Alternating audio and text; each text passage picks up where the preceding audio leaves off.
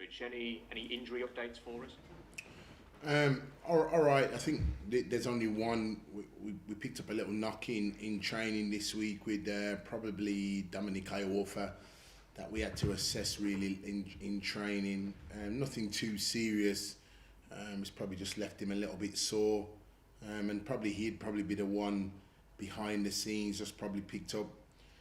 Apart from the usual suspects in Dennis Akin, I think everybody else relatively is okay. Malik's back in training, George is back in training, Reece James is going to be a little bit longer. So apart from that, we've just got to look at Dominic and assess him. As I said, it's nothing too serious. We just got to look at it for soreness really. Josh Windass has already made one more appearance this year than he did in the whole of last season. How much of a benefit is it having him readily available, and what is the overall influence he brings to this team aside from, the obvious things like the goal he scored last weekend? Yeah, I think Josh is a creative player for us, and certainly when we was bringing Josh back to full fitness, and I still think there's some more to come from him yet in terms of him continue to dominate games and be a creative player for us. When you got to remember with Josh, he was out for a full season, a long season. It was interrupted by stop-start. So coming back this year, we've had to sort of integrate him back in and build him back up. But I mean, you see what he does from the obvious, which is scoring goals, but his creativity for the team and his intelligence for the team has really, really been an important factor for us. And we certainly missed that last season. So to have him this season, what we've just been doing is just trying to keep Josh Windass fit and playing games and getting his body in that robust state that he needs to be in, because his stats and figures show that when he's played for us, the results have been good for us. If they were going to put a highlights video together of all the good goals you've scored this year, it'd be quite a long video already, and we're only in October. I want to put you on the spot though, Darren. Have you got a favourite goal so far? I think probably the favourite goal was probably Bannon's last week, really, only because it's the most nearest, really. There's been some wonderful strikes up until then. Will Volk's strike at Port Vale was excellent, but Baz's strike last week was he took aim, precision, and executed the finish. So, but long may those goals keep coming, Rob. We'll keep working and keep encouraging the boys to shoot on sight. Lee Gregory has really put himself about recently, but he only has the one goal himself. Is he due a bit of fortune, perhaps, to kickstart a run of scoring? And what can you perhaps do as a team to help him get back amongst the goals? No, he was today in training. If you see him in scoring, in finishing in training, Rob, he's been exceptional again today. And we believe he will score. Why? Because he's getting himself into positions. And we're not talking about Lee Gregory not having chances to score. We are talking about him being in positions and bar it a lick of paint, or the goalkeeper pulling off a save, or a defender ricocheting the effort wide. He is getting in those positions to score. And somebody of Lee's ilk and calibre, and the way his mindset is, he backs himself to score, we back him to score. And what we just got to try and keep doing is getting him in those positions. And once he gets back on the goal train, and that, I'm sure they'll come thick and fast. But all round game for the team's been superb. His link-up play has been brilliant. His work rate for the team's been superb. And we know, apart from him giving us the goals and that, we know he's a huge contribution to the team. Have you asked him to do anything slightly different this year? His link play, he's getting into sort of areas where he's sort of chasing the ball down, he's sort of bringing other teammates into it. Has his role changed at all this year? Have you asked him to do anything a bit different? Not really. That's just his unselfish characteristics, really, Rob, for me, with Lee. He's always had that to his game. And he's kept that going on this season. All the difference last season was at this stage he had some more goals to his name and his tally, whereas this year he's probably got the one goal and he probably wants more, and rightly so. But like as I've spoken to before, we've got him into positions and he's had the chances, As I said, certainly last week it was a lick of paint. He's a great striker, hit the inside the post, but it didn't go into the net. And he's had a couple of half chances. So we just have to keep encouraging him, keep getting him the balls in those areas. And I'm sure that, once he gets one, others will follow.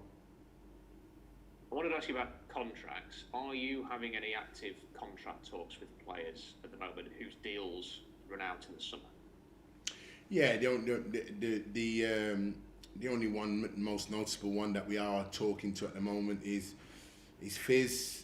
That's the one that we've been talking about over some time now, and just pleased to say that the negotiations are still going on with that one, and hopefully, certainly for us and Fizz, there's a positive outcome with it. Obviously, you can't delve too deep into what those negotiations are, but fans often ask, what's the latest there? They're eager to see him sign. There's clearly a determination on your behalf to see him sign. We've talked to him, he's very much open for it if the deal's right. What can you tell us that has perhaps prevented getting time when there does seem to be a lot of feeling that that everyone wants to get this done? Yeah, I feel that we're at the latter parts of it now in terms of it. And even though you're at the latter stages of it, Rob, I don't think you can ever say a deal's done until it's done and it's signed and sealed. But what I feel where we are is we're at the latter parts of the contract, and hopefully, as I said, all parties can come into it. We've spoken about Fizz over the last couple of seasons, and what I'm pleased with Fizz this season is he's been adding goals and assists to his game, which is really, really important with our midfield players. So what we've been doing is getting him in those advanced areas, which we like to do with our midfield players, and then the goal scoring prowess that they carry. We get them in the areas and they do the rest. The players do the rest, and Fizz has been doing that. And I think you've seen a more aggressive approach with him this season in the final third of opposition areas, which is what we want from him, because he's got all those tools really to be effective, and that's what we've seen from him. So a lot of people are eulogising and talking about him now, because even though last season 3/4 of the pitch his game was really good, I think this season what he's added to that now, he's starting to add goals and he's starting to really affect games more, which gets people more talking about him. So I'm pleased people are speaking about him. We want them to speak about him, because it means if they are speaking about him, he's doing the right things, and long may that continue. But I certainly hope as a manager that we can come into agreement with him. I understand the importance of it. I understand where he's at as an individual, and hopefully he can continue his career here at Sheffield Wednesday, because I really feel that as strong as his game is, there's areas which he knows and I know where we're working on improving him even better, and we're seeing improvements in them areas, and that's the warming thing towards it, is he's developing in those areas as well, which is turning him into an exceptional player. Cambridge's form not great, but is this the type of game where really it's just about getting the job done? Get the kind of result that you've maybe seen better equipped to get this year compared to last season? Yeah, I can understand how people would look at that, but I mean, I would say at the moment that they're probably a wounded animal in terms of that. You got to be careful with the next opportunity for them to try and potentially bounce back is us. We'll arrive down there, no doubt that the home support will be generated behind the home team. It's a tight pitch, it's a close game. I remember just going down there last season and it being a real tight game, and them dominating the first half and us coming more into it the second half. Whilst they probably won't be happy with the last 3 or 4 results they've got, we're the next opponents in town, Rob, and it's a matter of getting the job done, but there's so many parameters in it in getting the job done. But we just got to focus and keep our mental state in terms of where we're at and what we're trying to achieve this season. The fixture is the next one up, Cambridge against us, Sheffield Wednesday, and we go down there leaving no stone unturned, and prepared for what we envisage another tough game. Finally, have you got a bit more of an edge about you on the road this season, do you think? And if so, is that something that you felt was important to stress, was important for this year? You know, to be able to go to places like this, and you've shown it recently against Port Vale, you showed it with the performance against Plymouth, that you can go there and if you have to roll up your sleeves and get after it, then you can do that. Yeah, Rob, and you've watched us a lot this season, you watched us a lot last season, and I would say that in terms of the players we recruited in the summer, it was elements of games like this and footballing matches where you can be on the road and show resilience to your game. At those two places in Port Vale and Plymouth, which were two different types of game, but we showed a resilience and an appetite for both types of games. And again, we've got to do that again tomorrow at Cambridge, which I said, you know, it's going to be another tough game.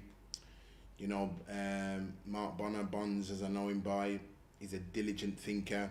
He's a hard-working individual. He leaves no stone unturned, and he'll have them set up. And I thought last season, they had a fantastic campaign, Cambridge, in terms of where they finished, having come up from League Two. And barring probably one or two results this season that you'll probably feel they should have done better with, they've made a relatively strong enough start. And as I said, you know, they've got some good individuals in their team that will have to be really, really switched on for tomorrow. So, you know, I envisage another good, tough game, a different game again tomorrow, and one game that, Rob, we're going to have to be, again, at our very best to come away from there with the right type of result. Thanks for your time, Darren. Very best of luck tomorrow. Cheers, Rob. Good to see you. Darren, how's it going? You all right? Yeah, good. Thanks, Alex. Good man. Good man. Just picking up on something that you mentioned to Rob there on Fizz's contracts. And I apologise. I feel like we're talking about this every week at the minute, but you mentioned it's sort of getting to its latter stages. Was sort of the phrase you used. Does that mean that you're sort of confident of getting the deal done sooner rather than later, or is there a deadline, you know, that's been imposed by either party in terms of getting it done? It just struck me that phrase, latter stages. I don't think,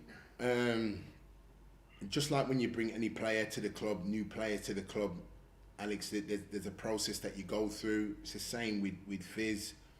We feel it's probably getting towards the latter parts of it now, but you're never confident until it's signed, because there's so many different parameters that can happen and things that can happen at the time. So you're never completely satisfied to say that it's a done deal, because when there's so many different parties involved, anything can happen at a split second. But what we are doing is we are doing our bit here at the club to see him extend his stay with us longer, and I think it's a right fit for all. I think the platform at the club, in terms of where he's at, is the right one for him. I think in terms of his development, myself and the staff have broken down his game and building his game. I think we've seen a more stronger, assertive Fizz this season, a more effective Fizz from what we've seen this season thus far. And there's so much more to come from him. He knows the targets, what I've got for him this season. He knows the areas in the game that we're trying to develop further for him this season. But along with that, Alex, comes the continuity, maturity, game understanding, development. And you got to remember, he's still really young and still learning and developing the game, developing himself in the game. So there's a lot of parts to his game, but he's doing really, really well at the moment. And last week's strike was something that we saw another glimpse of him, what he can do in affecting games. And I was really pleased with his substitution performance last week. Great stuff. Another sort of clarification one. In terms of Dominic and his issue, is that an impact or muscle injury? Is that one that initially you're looking at maybe being Saturday, Tuesday, or could it sort of bleed into the future week? Yeah, no, that was an impact one, really. It's just one of them things. As I said, Alex, we don't feel it's anything serious. We're just looking at it. We'll make a decision on it tomorrow. And obviously we're looking at that because obviously, as you know, after this weekend, we're back into the 2-game week. So if he's okay tomorrow, fine. If not, then we think 3 or 4 days, and he should be back. Cool, brilliant. I want to ask about Jack Hunt. Obviously, a senior player. We've not seen a great deal of him. You mentioned the chest infection that he had. Is it a case that he's still sort of battling back from that, or is it just that Liam Palmer's done too much to give you the opportunity to give Jack more minutes? I think you've hit the nail on the head there with both your views, Alex. I think you've asked it and answered the question really in terms of, yeah, he was struggling a little bit with the illness, and the illness did knock him for 6, and he's built himself back up now, Jack. He's ready. Such has been the form of Liam Palmer, I think, and Jack understands that. But in saying that, he's ready, because I said to Jack that I don't see at any point when I'm ready I can play him and Liam Palmer in the same team, which we've done before. And if it's right and the opposition's right, and I think we can utilise both of them in a tactical move, then I will do it. So he's got to be ready. So as much as Liam Palmer's been really on top of his game, Jack still's got to be ready, because I said I can still play the both of you in the game. It doesn't mean that one plays and the other one don't play. But he's in a position now where he should be ready to step in and perform. Yeah, fantastic. You mentioned last week about behind the scenes and little tweaks and changes that you're intending to make going forward, and you sort of referenced the academy. What can you tell us about what potentially those changes look like? Are they big sweeping changes, or are they sort of little bits and bobs, and could you tell us what they might be? Yeah, I think gradual changes will be that, you know, the connection from the academy into the first team now, looking at individual academy players, working alongside them, coming back in the first team, us getting more hands-on approach to players from 16 upwards, coming in and training with the first team and getting a real insight of them and getting an understanding and building a network around them in understanding from under 16s, 17s, 18s, right the way through to under 23s, who's coming through and who's available. And if it is, there's the odd day in that where we can bring them in and around the first team, so we get first eyes on them. Looking at the programme, the contact time with the players, more contact time, looking at the under 23s, up in their hours, because I think that's got to be the group that works the hardest. Why? Because they're the next group away from the first team, and the players have got to work extra hours, because physically and mentally it's demanding when they are asked to step up into the first team. But that's their aspirations, that's the next group, that's the one step where they're away from there. And also moving the 18s, which are doing, into the under 23s to keep pushing them outside their comfort zones, and getting them really up against it really. So we're really trying to turn the screw in the academy that players don't really get to really, they're outside the comfort zone, but outside the comfort zone with an element of developing them physically and mentally, and let them understand the demands, what it takes to not only perform consistently, but you got to match and think of yourself, who's in the first team, and if I'm to get in the first team, what characteristics am I bringing to that first team, and would I put myself in a position where I feel I'm just as good as that first team player, even though I might not have the game time? What characteristics am I doing and showing consistency where I can perform them? So that's the bits and pieces in the academy that we're trying to help and understand with. We're trying to create some CPDs with the coaching staff, building that connection more so with the academy coaching staff, because in terms of those coaches, they're really important to us, because they get to see the kids long before I get to see them. And what they say and how they coach their kids, the kids at that level, is massive for the football club in terms of going forward. And also we feel here at the football club that since Liam Palmer has probably been one of the latter ones that's come through the academy, we feel it's about time that we bring one or two more through ourselves really. And so there's a real thirst and energy to see one of our local grown, talented players stay, develop, get into the first team, and have the supporters singing that he's one of our own. You know, I think there's no better noise in a football ground than hearing the supporters sing about a player that's one of their own. As I said, they're singing that about Liam Palmer, and it's great. But we'd like to see another version of him at a younger age. Yeah, good stuff. Will Volk's sort of in and around the edge of the Wales squad. There's a World Cup coming up. Where does that sit on your balance in terms of wanting to keep your players in the building, but also wanting your players, I assume, to be able to taste those sort of opportunities?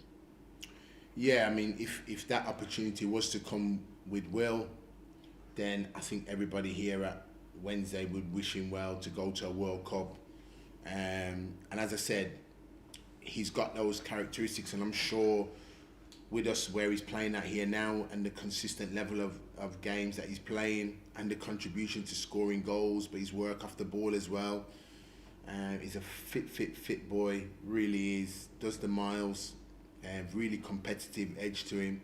And in and around the opposition area, he's got an eye for goal. So I would imagine for an all-rounded midfield player, I would imagine the Wales manager Robert Page, living here in Sheffield, knows all about Will and his midfield game and his prowess, really. So what Will's got to do is consistently keep his performances at the highest level, and see where that takes him over the course of this build-up towards the World Cup. But if he was to get the call-up, I think everybody, myself, would endorse that, really.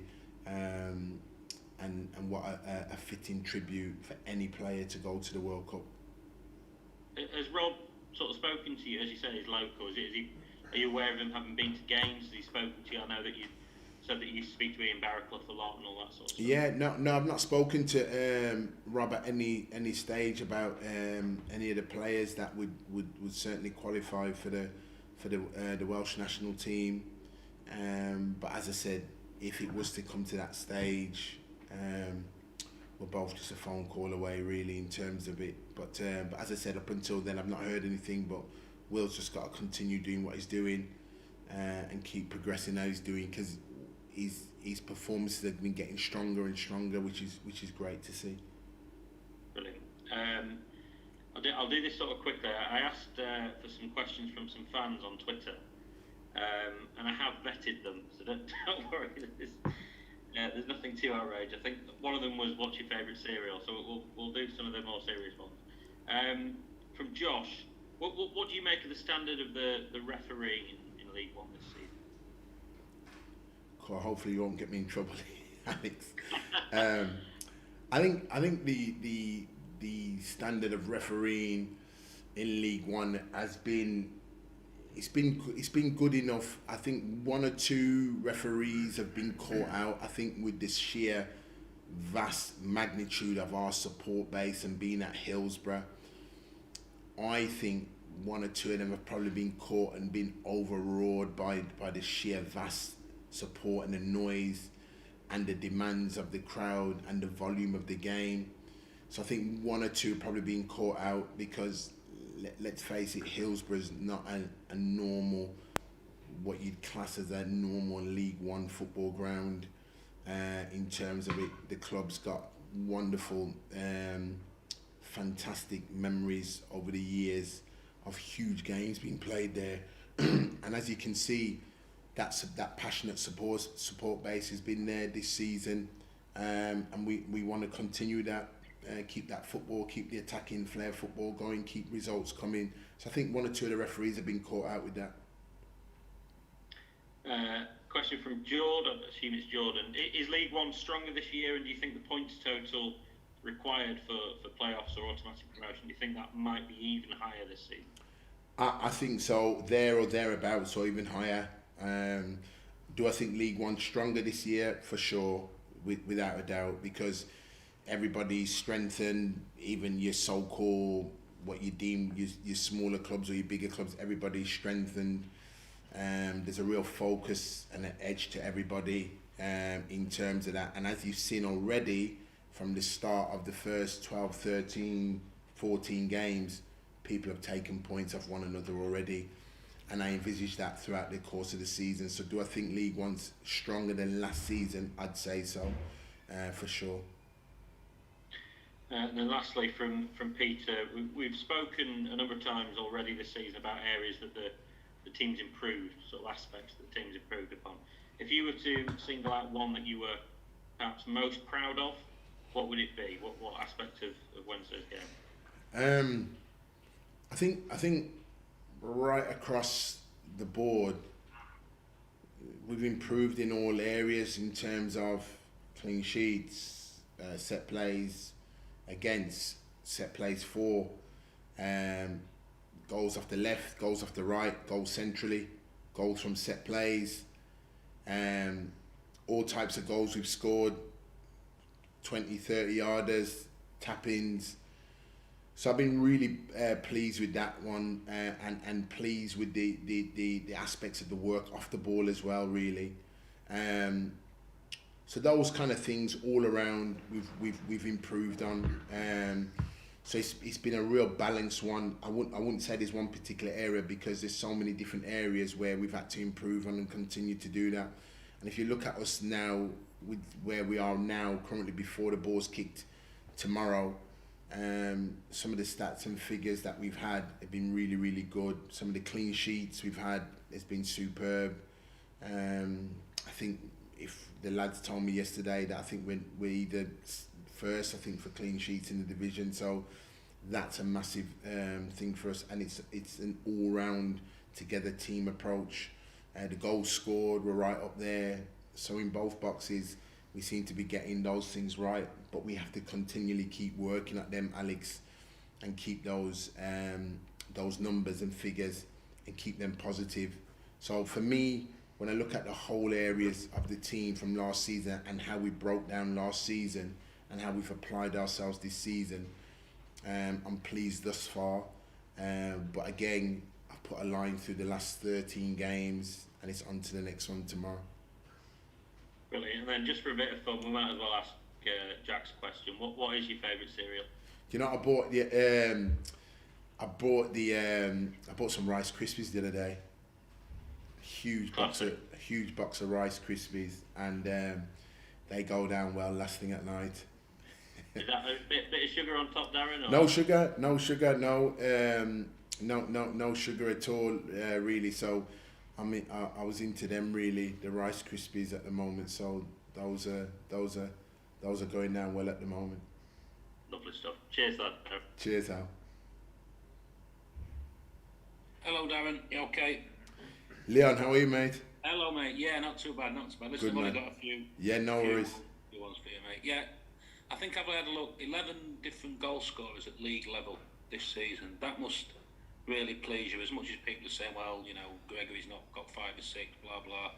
That's it, for any successful side. That's going to be a massive part of it, isn't it? Spreading them around. Leon, I think it's really important, and it's a great question, and that, and you know, though people will look at our number 9 Lee Gregory, everybody else is scoring, and what you want is you want to give the opposition as much things to think about in different goal scorers, that, you know, if they shut down one, then we've got other goal scorers in other areas of the pitch, and I think that's what we've always wanted, and we'll continue to work those areas of the pitch, and that won't stop, Leon, and we feel that, you know, with Lee's getting into those positions and getting the chances, and I think I would say with every game Lee's played, he's had opportunities to score.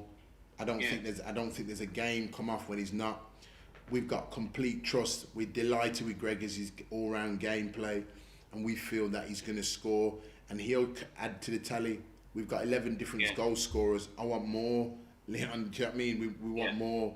I think last season we were nearly up in the 20 pluses, really, by the end of the year, in different goal scorers. So we've continued that, and we've got 11 already, and we've probably played 13 league games. So that's wonderful. And with Michael Smith as well, you're on about Gregor's, the far more than goal scoring. You're sort of getting 2 or 3 players in one almost, aren't you? Yes, yeah. In those two, the strikers, you know, I remember, you know, when we signed Smudger and that, you know, everybody was saying, how you're going to play Smudger and Gregors together, and straight away you've seen that, and I've seen it. They can both play together, and they're like a double act really, both of them, in terms of what they do. So the opposition having to worry about one, there's games where they both play together where they've got to worry about two, which is credit to the both of them.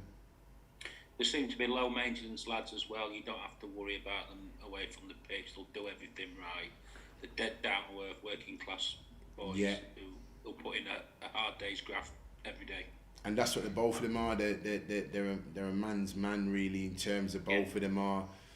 There's no chip on any of them. They just come in. They're a joy to work with every single day. I just want them to score goals and get them in the areas where they're going to score goals, because I know that if we can get the ball to them in the right areas, they'll score goals. So long may they continue being a thorn in the opposition defences. I was just going to ask you finally about late goals. I mean, I know obviously the one at Plymouth was painful, but I think you've scored something like 8 goals in the last 15 minutes of games. At this stage of the season, that's a real tick in the box for you, isn't it? Yeah, because we keep going, the boys keep going, they keep driving on. They never feel they're out the game, so they keep pushing on, and trying to, wear the opposition down sometimes as well. That's where the goals come in, and keep trusting the process. So goals have been coming late for us, which has been good, and it shows that the energy levels, the fitness levels are up there, and the goal threat is from minute 1 through to the referee says it really, which is great, Leon. So to score 7 or 8 goals in the last sort of 10 minutes of games, that's been excellent as well. Thanks for your time, Darren. Good luck on Saturday. Top man, Leon. Thank you. Cheers pal. Ta-ra.